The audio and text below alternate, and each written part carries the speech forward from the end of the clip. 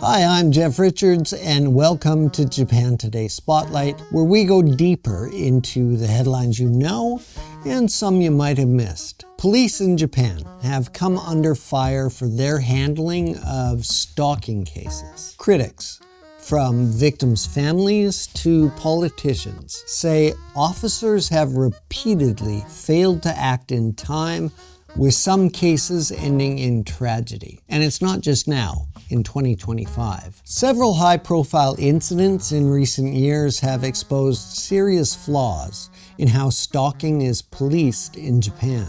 In this edition of Japan Today Spotlight, we'll look at why the police face such criticism, what reforms are being proposed, and what steps can be taken to stay safe.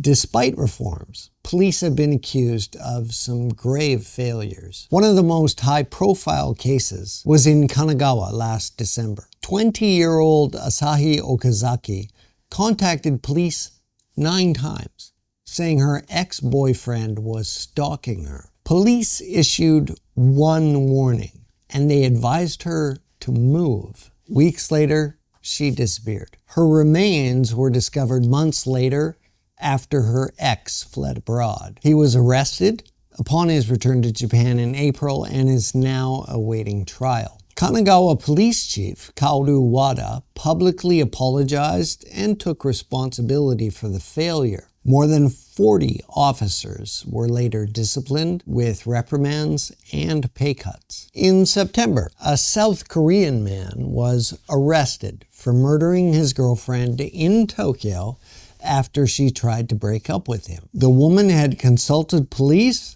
who advised her to stay with a friend while they contacted the man in question. Police escorted him to Haneda Airport, where he was scheduled to return to South Korea. They watched him pass through security, and then they left the airport. But he came back out, tracked down his ex-girlfriend, and attacked her in a Tokyo street, leaving her dead. In another case, a woman sought police help about her stalker ex-boyfriend. That same day, after she returned home from the police station, he was hiding in a closet inside her house. She too was murdered. These tragedies show that while police failures are real, even proactive steps don't always prevent stalkers from acting violently. Stalking is a problem worldwide. In Japan, the numbers are rising. According to the National Police Agency, NPA, officers investigated more than 1,300 stalking cases in 2024, the highest since Japan's anti-stalking law was enacted in 2000. Police also received nearly 20,000 consultations, which led to more than 2,400 restraining orders. About 90% of the reported victims were women. The law itself was born out of outrage over the 1999 death of Shiori Ino, 21-year-old student, but now, 25 years later, critics say penalties remain too light. Right now, stalkers face up to a year in prison or a 1 million yen fine, that's about $6,700. Ignoring a warning or a restraining order can mean up to 2 years in prison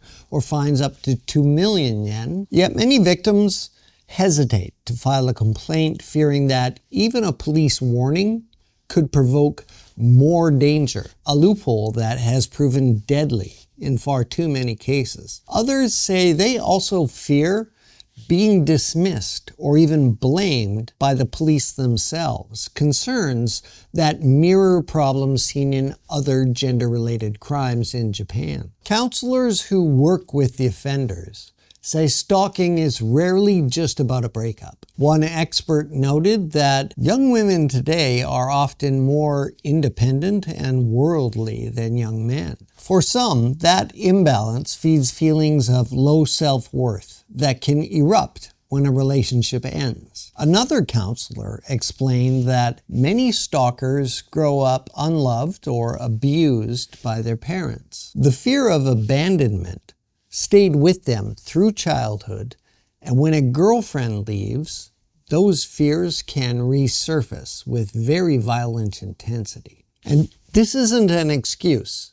This is just to help explain why some police warnings alone often fail, and why prevention may require more than just legal penalties. The NPA has begun a trial program requiring people under restraining orders to check in regularly with police. Repeat offenders may be referred to counseling, while those who continue harassment face arrest. Stalking today is no longer limited to in-person harassment. Social media, live streaming, and smartphone apps are the new tools for intimidation. Devices sold as loss prevention tags, basically Bluetooth trackers, meant to help people find misplaced items, are increasingly being misused to monitor victims without their consent. To address this, the government has drafted a bill that would make it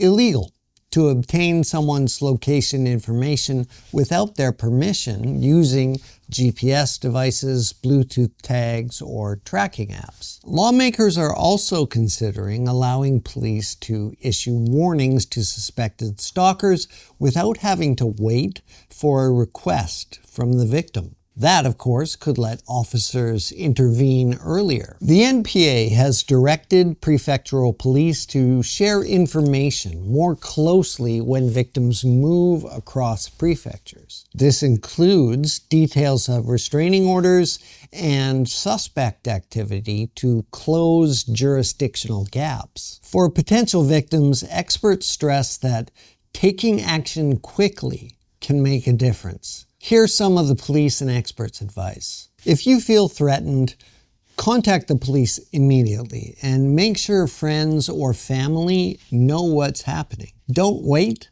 until the situation escalates. If someone is following you, get to a safe place rather than going home alone. Change your daily routines whenever possible so you are that much harder to track. Keep your phone with you at all times and be ready to call for help. Online, be careful what you share. Even if you've blocked someone, they may still find ways to see your posts. In apartments with auto-lock entrances, stay alert for anyone who slips in behind you. And if you receive messages from anyone you suspect of being a stalker, the advice is clear.